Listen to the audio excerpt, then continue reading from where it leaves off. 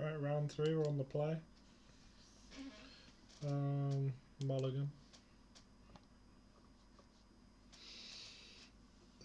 As a 6, I wouldn't keep this just because it like auto loses to Force of Will. I think we can do better than this on a 5. See, this is different from the previous hand because Lotus Petal means that if looting gets countered, we can go off next turn. It also means if Gemstone Mine gets wasted, we can use Cephalid Colosseum on the second turn. So I do that, keep this.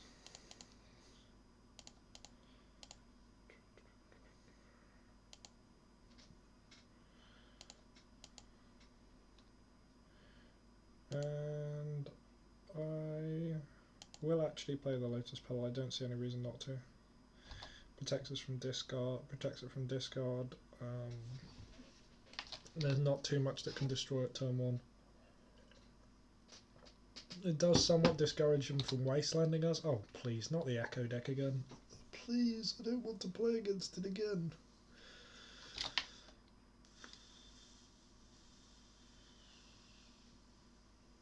It might be the Epic Storm if we're lucky.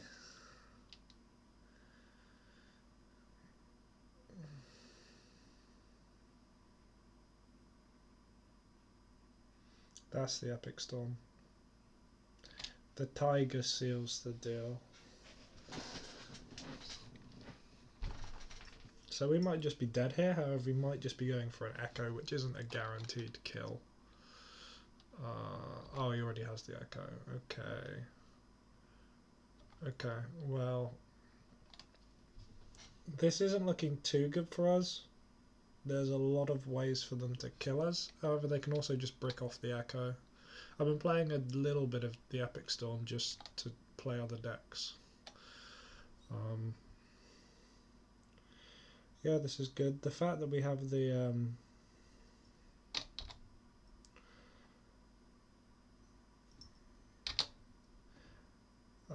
with that, I think we're probably dead. Or maybe not.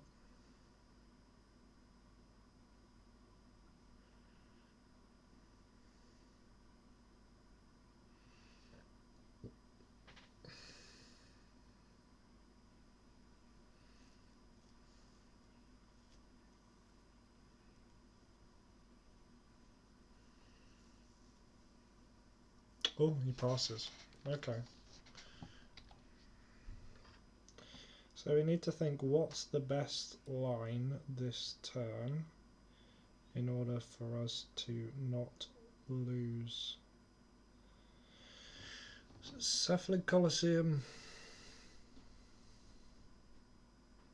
Can we use that this turn? So I could discard 1, 2, 3, 4, 5, 6, 7 and Cephalid Colosseum. I'm not sure that's better than Therapy and Looting though. I don't think it is.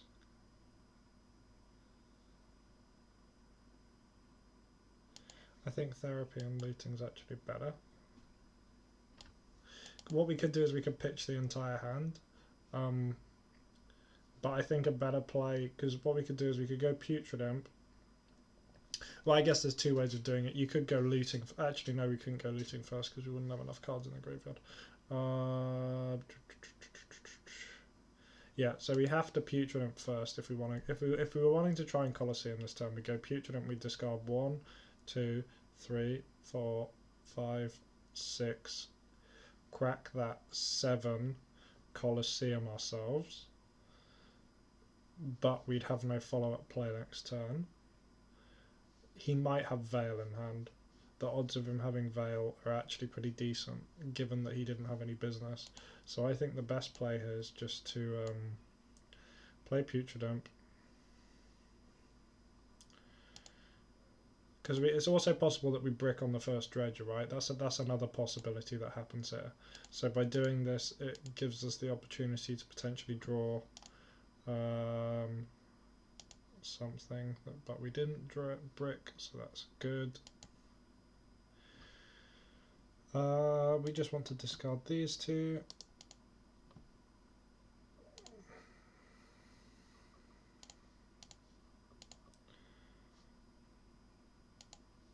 I'm actually going to, because we want to get as much power as possible here, so I'm actually going to do this, because we want to sack the Narcomoeba to the therapy anyway to get a zombie. We could cast the therapy from our hand, but given that we want to have as much power as possible in play for next turn, because it's good against ad nauseum, I'm actually going to sack this first, because if he veils, then we don't want to cast any more therapies, it's a waste of time. And he veils us, so odds are we're dead next turn. Maybe did he shuffle off the pond? I didn't choose to shuffle. Okay, well I'm slightly less concerned that we're going to die next turn. I'm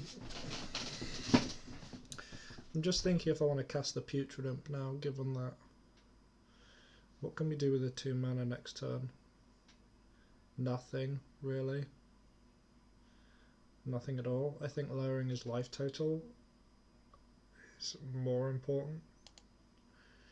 Because, I mean, because we're going to Colosseum, right? I mean, we can flashback looting, but then we'd have no mana. We've got enough dredges in graveyard. I'm just going to cast this Putrid Imp.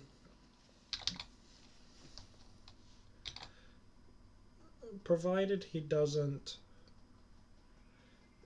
The Epic Storm has a very hard time if the Echo's not in the deck and their graveyard, their life total's low. If they have access to no Echoes and their life total's low, it's very difficult for them to go off. Unless they can Natural Storm, but with 5 cards in hand, that's not likely. Given we are at 19 life, and I will crack the Colosseum with the Gemstone Mine to avoid going to 18.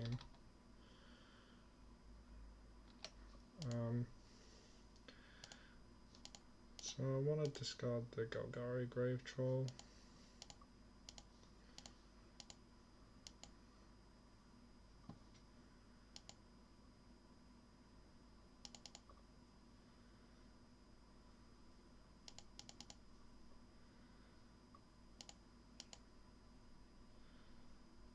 I'm not discarding the therapy here because there are reasons. I maybe could discard the Narcomoeba, but it's not really a big deal.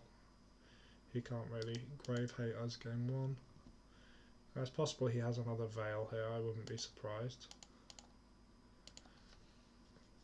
I'm going to name Burning Brainstorm.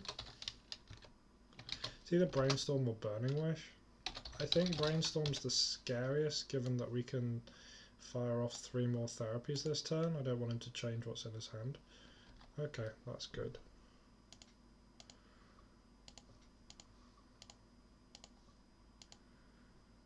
I'm just going to take every card out of his hand.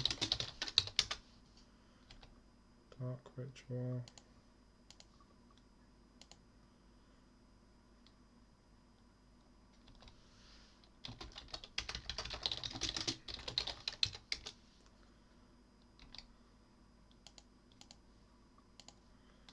You don't need to worry about giving him Threshold, that's not something they run. Now I don't believe, short of Brainstorm, there isn't a card in that he can top deck here that will get him out of this situation. And he will scoop. Okay, so Firestorm, obviously, I mean you can try and meme them. If they get too low you can hit them with a Firestorm they're not expecting, but there aren't often that many targets and it's not really what you want to be doing. I'm going to get in a lot of people don't like me saying this, but I'm going to say it. Leyline of the Void is better against current TES lists than Leyline of Sanctity, because the way the Epic Storm always sideboards in 2 bounce cards against Dredge. They've got 2, well they could side in 1 Thoughtseize and 1 bounce, but they always have at least 1 bounce in the deck. They Always side in at least one because they got 2 dead cards, defense grid. Leyline of the Void stops Echo, which is what their only line that doesn't involve their life total, and is also their fastest line, and it also makes Rite of Flame slightly worse. When they go off, if they go off with Ad Nauseam or Peer into the Abyss, it's very easy for them to just kill you, even if you've got a Leyline of Sanctity in play. It doesn't stop them. Stopping them from echoing is, in my view, more important than stopping them from targeting you with tendrils, because they don't run discard. They've got 1 Thoughtseize, and the standard sideboard guide doesn't tell you to bring that in. So I take out 2 Icarids because the matchup's all about going fast. I'd rather have an Oxyvagonus. I take out the Firestorms, I take out the Putrid Imps, and I bring in the Lotus Petals. And I think this is how I like to sideboard it. You could possibly keep an extra Icarid in, but this matchup's all about speed, and they don't really grave hate you. I'm happy leaning on the Narcomoebas, and the Ox can sort of serve double duty. But maybe you could say either not bring in the Ox, or... Okay, so this is not very good. You could not bring in the Ox, or you could...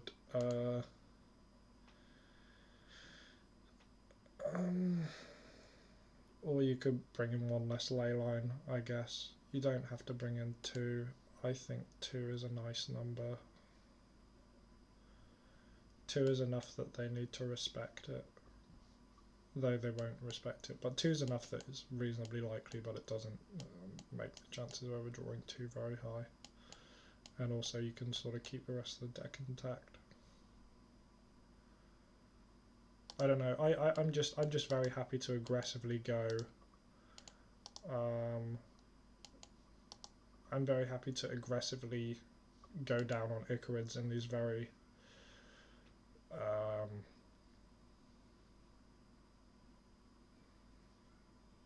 fast matchups. This is a keep. You can't mull this. Even though this isn't ideal, I think you have to keep this on a 5.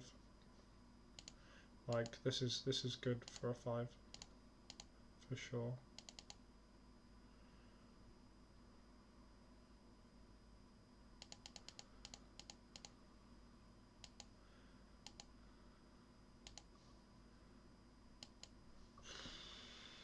That Narcomoeba top deck's rough. Given that we bottomed a Narcomoeba and we've only got 2 Icarids in the deck.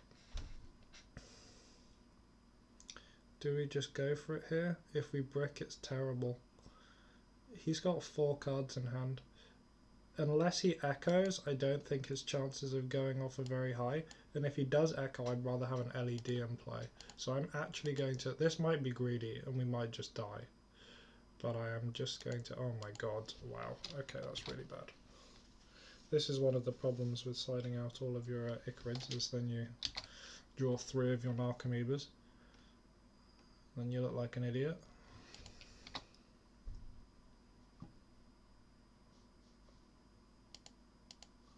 This is greedy, however it's also hedging on us bricking. As it turns out, we wouldn't have bricked because we'd have hit an Narcomoeba. But this means that we can dredge much more next turn through bricking, if you get me.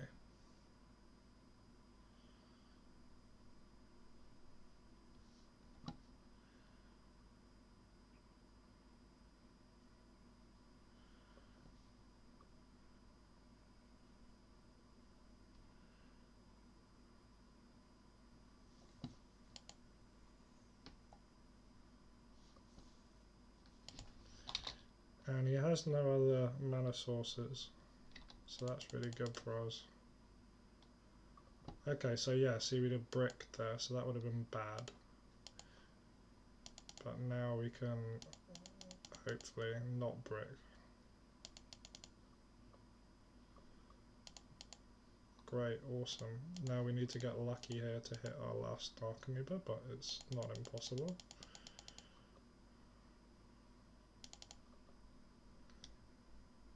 Wow, that's really good for us.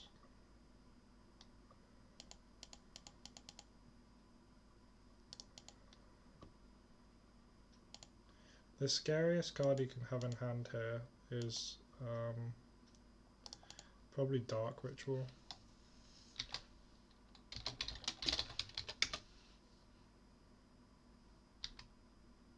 I'm going to take Dark Ritual, and I'm going to take the Rite of Flames. The other options, I take the Chrome Mox, and then that really makes his hand awkward. But I think Rite of Flame represents too much mana. Like, you could try and brick the hand, but I mean, if he's got a red card on top, I don't know. It seems right to just try and get rid of what is obviously the most mana here, which is Rite of Flame. But maybe there's an argument to be made that you should just be greedy and try and take Chrome Mox there, but I don't like to make complicated plays. I just like to make the simple play.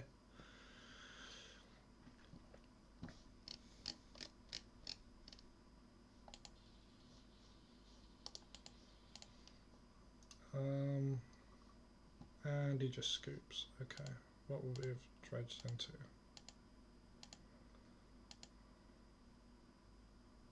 Well, next time we'd have had an Ashen Rider, and he was bricked on lands, so we'd have just exiled his Underground Sea, and then he was going to lose. Yeah. We could have probably just gone for it turn 1 there, and it wouldn't have mattered much.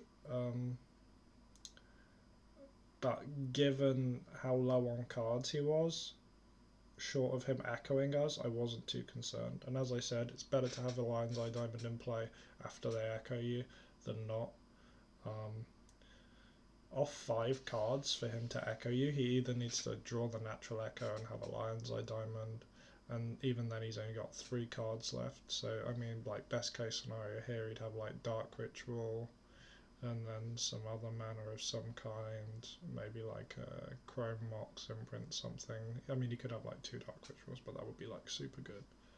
We're probably not beating him anyway. Like, if he had that, he'd have just gone off turn 1, you know what I'm saying?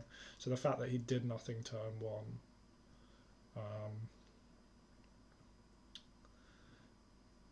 because you wouldn't want to pass the turn if you had that, right? So the fact that he just went Underground Sea pass made me think, okay, maybe he's just got like Wish Claws in hand and stuff, or whatever. Like, he's got a bit of a slower hand, because short of Echo, they're not very quick. Yeah. Another thing I think I see a lot of people doing in this matchup is they want to take out Hogak, and I can see where that comes from because it's not necessary.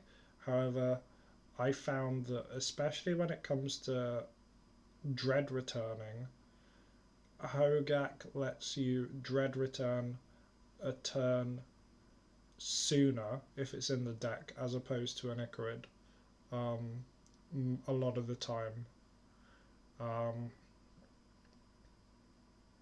Having the Hogak available lets you do that. Also, Hogak, even though it might reduce the damage you get on the first turn, it overall ends up speeding up the clock. Delaying the damage can actually be an issue against TES because they need their life total at a certain height to manage the ad nauseum. So if you knock them, say, if you could only bring back 1 Icarid, knocks them to 17 rather than if they bring 2 Icarids, knock them to 14. Ad nauseum from 14 is a lot sketchier than an ad nauseum from 17. So yeah, I personally don't like siding out Hogak. I would rather go down to 2 Icarids, but again, that's something that you could leave in 3 Icarids if you want. Personally, just in these very, like, I mean, this was worst case scenario, right? We hit 3 of our Narcomoebas off the top of our deck. We just drew them, like, we had to bottom 1 at the start, and then we drew 2 more, and we were still able to find the win. I mean, we were lucky to hit the Narcomoeba, the last Narcomoeba, but even then our opponent was bricked. So I don't know. There was luck on both sides there, and we had an Icarid still for the next turn. Yeah, I'm quite happy to go down on to 2 Icarids in these matchups, but I could see why other people wouldn't like it. Yeah, that's the Epic Storm. I think it's played well. I think this is a favourable matchup for us, but you need to be thinking about echo, you need to be thinking about... I think the main thing is what's in their hand to think about. Having played the deck,